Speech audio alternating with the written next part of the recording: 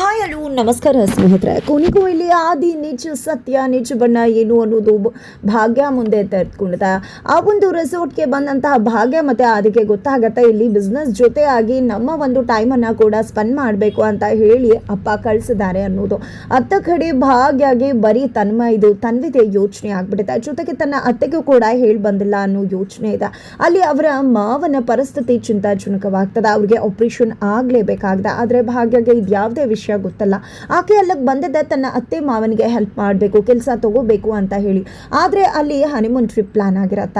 ಈ ಕಡೆ ಆದಿ ಮತ್ತೆ ಭಾಗ್ಯ ಇರ್ತಕ್ಕಂಥ ರೆಸಾರ್ಟ್ ಅಲ್ಲಿ ಹನಿಮೂನ್ ಕಪಲ್ಸ್ಗೋಸ್ಕರನೇ ಒಂದು ಪಾರ್ಟಿಯನ್ನು ಅರೇಂಜ್ ಮಾಡಿರ್ತಾರೆ. ಆ ಒಂದು ಪಾರ್ಟಿಗೆ ಭಾಗ್ಯ ಮತ್ತೆ ಆದಿ ಕೂಡ ಹೋಗಿರ್ತಾರೆ. ಅಲ್ಲಿ ಎಲ್ಲರೂ ಕೂಡ ಅವರ ಒಂದು ಕಪಲ್ ಬಗ್ಗೆ ಒಂದು ಪೇಜ್ನಲ್ಲಿ ಒಂದು ಪ್ರೀತಿಯ ಮಾತುಗಳನ್ನ ಬರಿಬೇಕಾಗತ್ತೆ.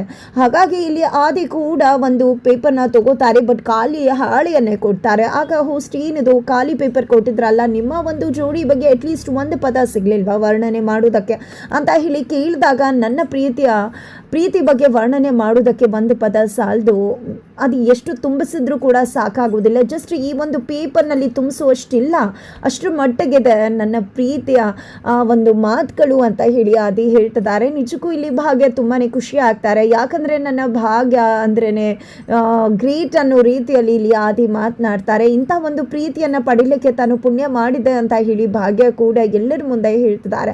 ಇವತ್ತು ಎಲ್ಲರೂ ಕೂಡ ಪ್ರೀತಿ ಹೆಸರಲ್ಲಿ ಮೋಸ ಮಾಡೋರೇ ಜಾಸ್ತಿ ಇದ್ದಾರೆ. ಅಂಥದ್ರಲ್ಲಿ ನಿಷ್ಕಲ್ಮಶವಾಗಿ ನನ್ನನ್ನು ಇಷ್ಟು ಪ್ರೀತಿ ಮಾಡ್ತಾರೆ ಆದಿಯವರು. ಇವರ ಒಂದು ಪ್ರೀತಿಗೆ ನಾನು ಏನು ಹೇಳಬೇಕು ಅಂತ ಗೊತ್ತಾಗ್ತಿಲ್ಲ. ಇಂಥ ಒಂದು ಪ್ರೀತಿಯನ್ನು ಪಡೆದ ನಾನೇ ಧನ್ಯಳು ಅಂತ ಹೇಳಿ ಭಾಗ್ಯ ಹೇಳ್ತಿದ್ದಾರೆ.